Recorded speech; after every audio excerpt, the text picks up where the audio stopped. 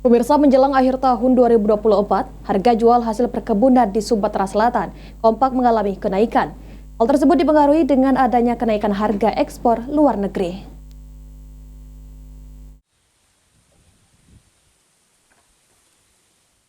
Berdasarkan data Dinas Perkebunan Provinsi Sumatera Selatan, memasuki akhir tahun 2024, harga jual hasil perkebunan di Provinsi Sumatera Selatan kompak mengalami kenaikan. Kenaikan harga jual komoditas perkebunan tersebut dipengaruhi oleh menurunnya hasil panen akibat musim kemarau.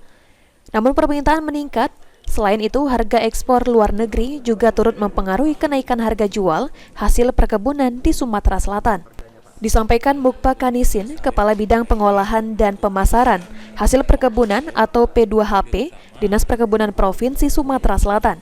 Dari komoditas unggulan yang ada di Sumsel, seperti sawit, karet, kopi, dan kelapa, kompak mengalami kenaikan harga. Dari komoditas tersebut, kopi menjadi komoditas yang mengalami kenaikan cukup tinggi dengan harga di atas Rp60.000 per kilogram. Kalau untuk tahun sekarang ini kelihatan ya, kayak kita kan komoditi yang unggulan kita kan sawit, karet, kopi dengan kelapa. Sekarang kan sawit sudah naik.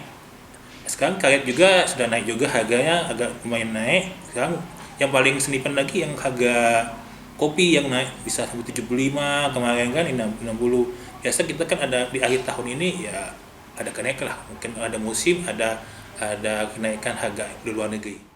Ditambahkan Muksin, harga komoditas di Sumatera Selatan pada akhir tahun masih dapat berubah sesuai dengan harga yang ditetapkan pasar luar negeri.